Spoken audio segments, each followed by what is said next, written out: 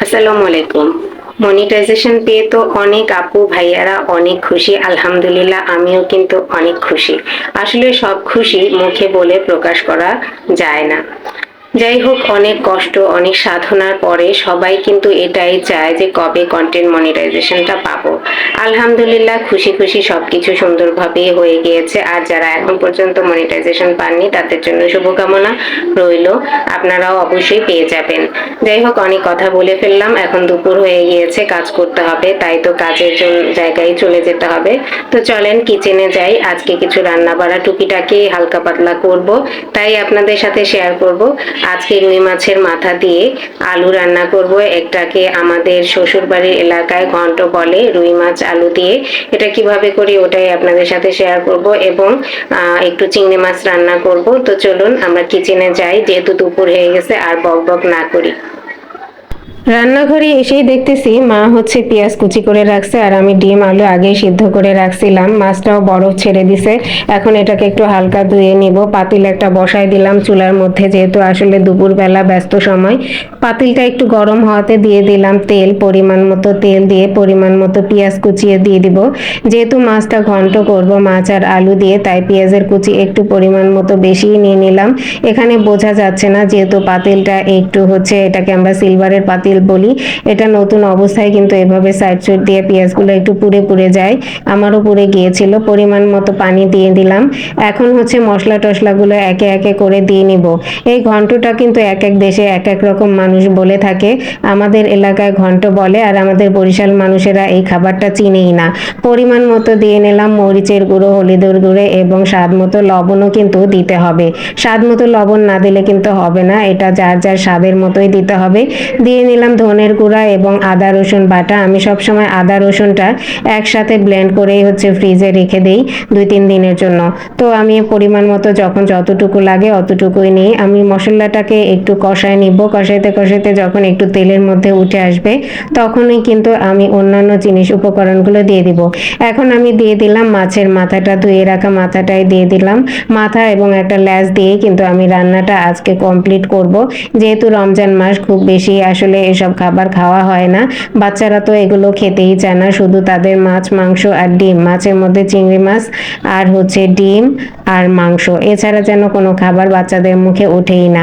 তো এখন আমার কিছুক্ষণ এই মাছটা কষানো হয়ে গেলে আমি হচ্ছে পরিমাণ মতো পানি দিয়ে দিব। পানিটা দেওয়ার পরে একটু কিছুক্ষণ ভালো করে নেড়ে চেড়ে পলক ওঠানোর জন্য এক্সট্রা একটা ঢাকনা দিয়ে ঢেকে দিব। এখন চলে যাই আমি হচ্ছে ফ্রিজের কাছে, কারণ যেহেতু আমি চিংড়ি মাছও রান্না করব, বাচ্চাদের জন্য কি করব ভাবতে ভাবতে চিংড়ি মাছটার কথা হঠাৎই মনে পড়ে গেল, তাই তো চিংড়ি মাছের কাছে চলে আসলাম। এই চিংড়ি মাছটা কিন্তু আমাদের বাড়ি থেকে আনা, কিছুদিন আগেই আমার মা এসেছিল, বেশ কিছু মাছ মাংস নিয়ে আসছে, তার মধ্যে এই চিংড়ি মাছটাও ছিল। এই মাছটার কথা একেবারেই আমি ভুলে গিয়েছিলাম, আজকে হঠাৎই ফ্রিজ খোলার পরে দেখে মনে পড়লো, তাই তো ভাবলাম আজকে মাছটা রান্না করেই ফেলি। তো যাই হোক, 2-3টা পলিথিন দিয়ে আটকানো ছিল, যেহেতু বরফ ছিল আসার সময়, এই কারণে বেশি করে পলিথিন দিয়ে মোড়ানো ছিল। মাছগুলো কিন্তু অনেকটাই বড় বড় মাছ, দেখে হয়তো কতটুকু বোঝা যাচ্ছে জানি না, অনেক বড় বড় মাছ। এগুলো কিন্তু আমাদের এলাকারই মাছ, যেহেতু ওখান থেকে নিয়ে আসা। মাছগুলো অন্যদিকে কুটে কেটেও নিতে হবে। তো এদিকে দেখলাম যে এই তরকারিটাও বলক চলে আসছে। এখন এই যে আলুগুলো সিদ্ধ করে রাখা যে আলুটা ছিল এটাই হচ্ছে দিয়ে দিচ্ছি। এভাবে আলুটা দিয়ে দিই। অনেকে হয়তো বলতে পারেন যে সিদ্ধ করে দেওয়ার কি দরকার, আসলে এটার একটা আলাদা টেস্টই হয়, কারণ এটা মাখা মাখা, ঝোলটা একদম ঘন ঘন, একদম একটা অন্যরকমই হয়। এই কারণে আসলে এটার টেস্টটাও আলাদা। আমার শ্বশুরবাড়ির এলাকায় এটাকে ঘন্ট বলে, অনেক জায়গায় ঘাটাও বলে থাকে, আসলে যে এলাকার যে বলি। তো যাই হোক, এখন এটা দিয়ে আবার আমি কিছু সময়ের জন্য ঢাকনা দিয়ে ঢেকে দিব। অন্যদিকে হচ্ছে অন্য কাজগুলো করতে হবে, যেহেতু আমি হচ্ছে বাকি আলু যেগুলো রেখেছিলাম এগুলো দিয়ে আজকে ডিম চপ বানাবো। ডিম চপের রেসিপিটা আর আপনাদের সাথে আজকে দেখাবো না বা করব না। এখানে এখন চিংড়ি মাছগুলোকে কিন্তু আমি কেটে ধুয়ে নিয়েছি রান্না করার জন্য। অন্যদিকে এর তরকারিটাও আমার হয়ে আসছে। চিংড়ি মাছ কাটতে কাটতে আমার এই কিন্তু তরকারিটা হয়ে আসছে, ঘন হয়ে আসছে, ঝোলটা দেখতেই পাচ্ছেন। এখানে আমি পরিমাণ মতো পরবর্তীতে জিরার গুঁড়ো এটা ওটা দিয়ে নিব, যা যা স্বাদের লাগে আর কি। এখানে আমি জিরার গুঁড়োটাই ব্যবহার করব। তো মাছের মাথাটাকে একটু ভেঙে ভেঙে দিলাম যাতে আঠালো আঠালো হয়। তো ভেজে রাখা জিরার গুঁড়োটা দিয়েছি। আমি কিন্তু জিরার গুঁড়োর সাথে সবসময় একটু চালও দিই, জিরাটা জিরাটা যখন গুঁড়ি করি তখন। এ কারণে আমার জিরার গুঁড়োটা একটু সাদা সাদা হয়, যাতে তরকারিটা খুব বেশি কালচে না হয়ে যায়। অন্যদিকে আরেকটা পাত্রে আমি পেঁয়াজ কুচি নিয়ে নিয়েছি চিংড়ি মাছটা বসানোর জন্য। এখন মশলা টশলাগুলো দিয়ে দিব। পেঁয়াজটা বাদামি কালার হয়ে গেলে এখানে হলুদের গুঁড়ো, মরিচের গুঁড়ো এবং আদা রসুন বাটা নিয়েছি। নিয়ে হচ্ছে মশলাটাকে একটু কষিয়ে নিলাম। স্বাদ মতো কিন্তু আমি লবণও দিয়েছি। তো যাই হোক, এখন চিংড়ি মাছগুলো দিচ্ছি। যেহেতু অনেক বড় বড় চিংড়ি, আমরা সংখ্যায় করে যে কজন আছি একটা একটা করে নিয়েছি, যাতে এক বেলায় খাওয়া হয়। এই রমজানে খাওয়া দাওয়ার আয়োজন খুব একটা করলেও কি হবে, ইফতার করার পরে কোনো কিছু আর খেতেই মন চায় না, মনে হয় পেট ভরা ভরা।